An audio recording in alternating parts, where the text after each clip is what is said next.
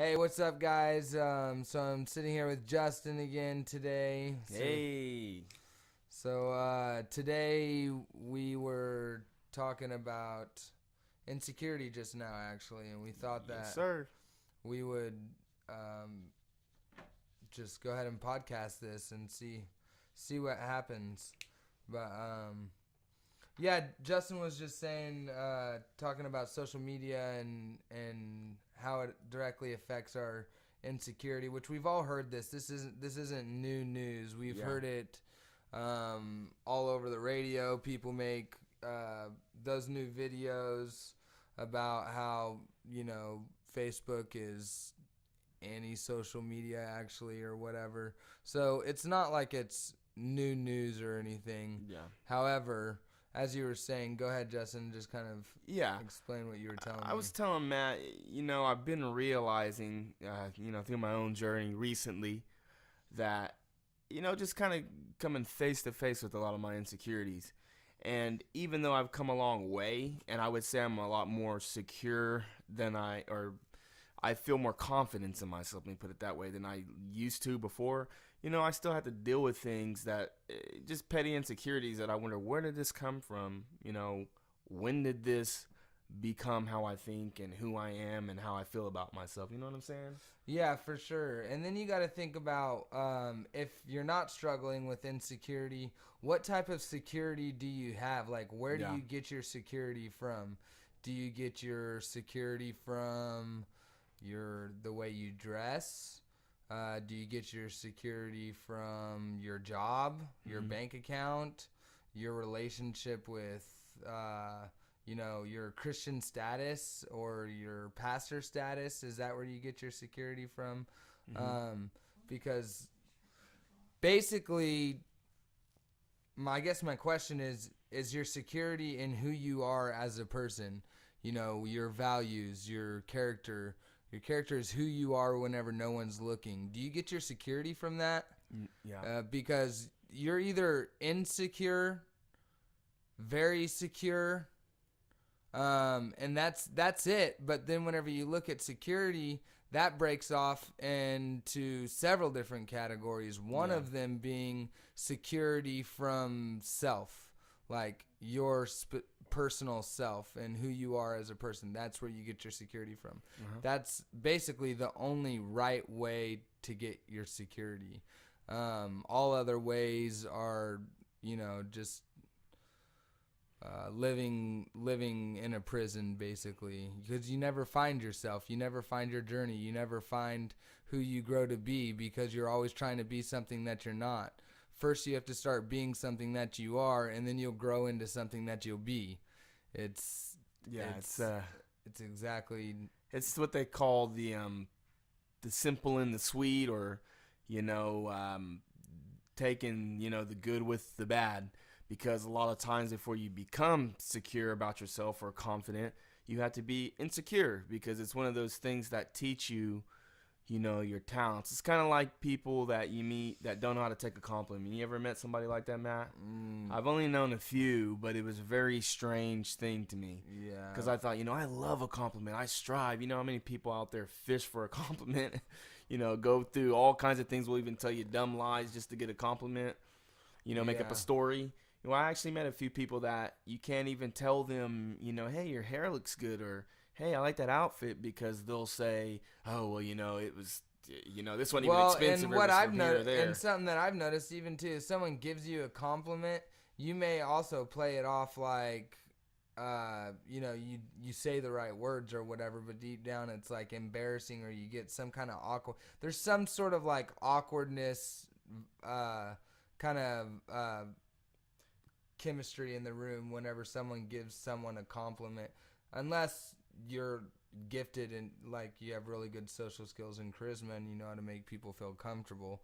then Yeah. then for those types of people it's a little easier to give compliments and it not be awkward. But for most of the world, to give compliments, yeah, Well, I feel the cool thing about a compliment, like you were saying, I feel it kind of opens people up, because a compliment's kind of like it's a kind gesture, like giving someone a hug or a pat on the back, or even in some cases like a kiss on the cheek. These are things that make people feel shy, feel like, oh, well, you almost feel like somebody is just doing something really unique for you and opening you up. That's You know what I'm very saying? interesting. Yeah, I like that. I like that idea. Yeah, sometimes whenever, I go to the gym, well, I was going to the gym before I got into podcasting, and now I'm busy constantly doing this. But when I was going to the gym, which I'm soon to be starting up again, I go to the sauna a lot, and I look for ways to try and have conversations with people. Like, it's almost like a game that I play with. It's almost like a game in my head. Like, I try to see, like, Jedi master of, like, social skills. Like, I practice it in the sauna. Because in the sauna, there's just this kind of rule. And I'm pretty sure I started it at Tin Gym. Tin Gym on Northwest Expressway. Like, now there's a lot of free conversations going on in there. Whenever I first got there, it was... And I'm not really saying I'm the only one that talks to people in the gym, because there are some people there that are naturally talkative. Yeah. But what I do, this is what I like to do. I like to go in there, and especially if it's just one other person, there's little hooks you can throw out to try and grab people into a conversation. Like, there's things that you can always relate with, like especially whenever you're in the sauna and it's super hot. Man, it's hot in here. Right there. I clap whenever I make a point. So, man, right there. It's so simple. You'd be surprised how easy it is to start a conversation. Yeah. Like, man, it's hot in here. I don't know if I can take this. And then the person is put in a position to respond. And once that response comes, that's whenever your discernment, or you can read the person, you can read micro expressions, you can read their posture, and you can listen to their answer, and you can see this person seems like they'd be really receptive to talking, so then you take them in a little deeper. Yeah. And you're like, man, dude, can you believe all this stuff going on out there right now, with women's rights and Obama leaving office and Trump, and I'm not picking sides on any of that stuff. I'm just making a point. So then you throw another hook out there that's a little bit deeper and see if they catch that one. And if they just kind of give you a short answer and go away, you leave them alone. If they like it, then you can get into all kinds of conversations. And there's ways to throw hooks out there to talk about God, philosophy, all kinds of things. Yeah. So it's been really fun in my experimentation and just socially being involved with other people. Yeah, and I'd say, now that you bring that up, a lot of times when you start a conversation with somebody, the salt to relating to that person or having a good social experience, a lot of times is if they're confident or self-conscious, because when you might go up to talk to somebody and you say, hey man, this weather, man, it's acting crazy, this weather's been crazy, huh? And they say, yeah, and then all of a sudden they just seem like maybe scared, or they're self-conscious, so they don't want to talk, or they think maybe they're gonna think I'm weird, or maybe I want to joke about it, they're not gonna think I'm funny, and all of a sudden you may have destroyed a perfect good chance to relate to somebody and talk for 15 minutes because you think they're gonna think you're dumb if you respond wrong. So then you say, oh yeah, it is crazy, man, well, you have a nice day, and you're like, oh man, that kind of sucks. That reminds me that reminds me exactly what you're saying. Reminds me, you just painted a perfect picture of this story. It's another sauna story, actually. Yeah, all my good stories come from the sauna. Yeah, sauna's a beautiful thing. But anyways, so let's see. How did it start? I think what had happened is someone close to me had just died, and I was going through something that I didn't understand, and it was one of those, kind of faith strippers, I guess. Something that kind of shook me. And anyways, I was talking with this guy. I think he was atheist or something. He's a Middle Eastern guy, and he was talking to me. I was asking his perspective, on life and stuff. And then there was another guy sitting to the left of me, and I can tell he didn't say nothing, because I was, as I am open-minded, I am listening to him, and I'm like, I could see how that could be possible, or whatever. And this other guy's just not saying nothing. well, because this guy was clearly leading me in the direction of God's not, real or whatever. And this other guy never said anything the whole time. Then the guy leaves, and I'm sitting there, and I can just feel it. Like, I can feel he is just trying so hard to work up the nerve to say something to me. And this 50, 60-something-year-old man couldn't, I could feel it.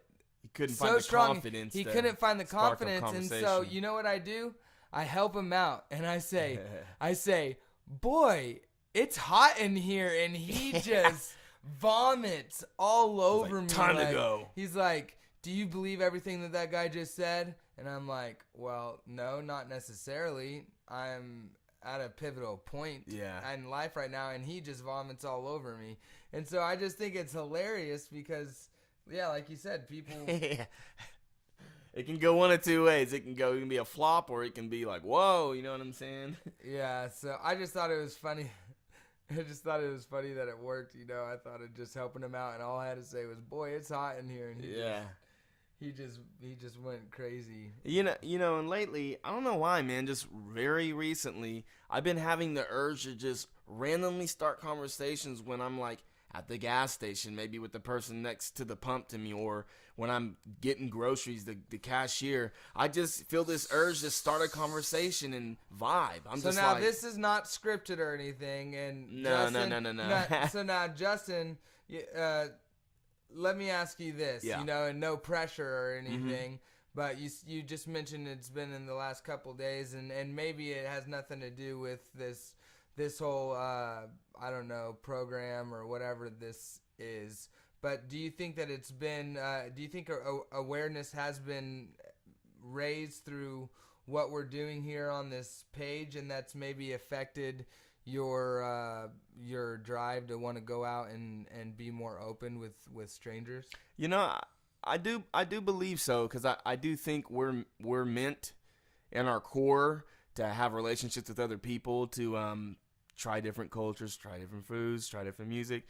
So I think when I have watched some of your material, on your Facebook page and other things like that, probably I have to say, I think it has rubbed off on me a little bit, to where I think, man, like, am I getting the most out of my day-to-day experience when I go to here or there and I come across this person?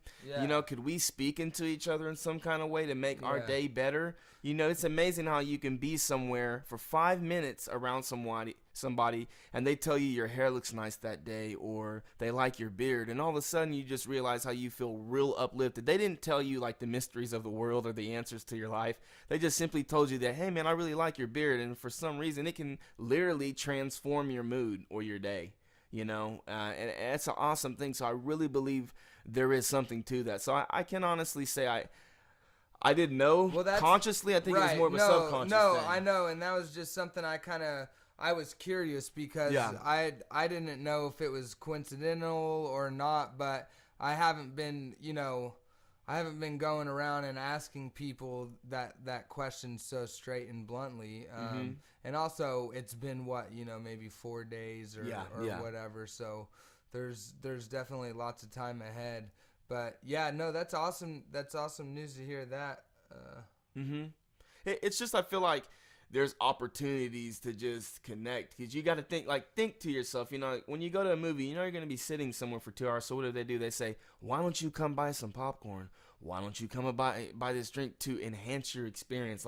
Eating popcorn is going to make the movie so much better. You know what? Let me tell you about my day since I had this vision, or whatever you call it. I don't know if you call it a vision or what, but because I didn't really see anything. It's not like I actually saw a vision, but like I've been saying on my podcast and on videos, I just woke up and started videotaping one day.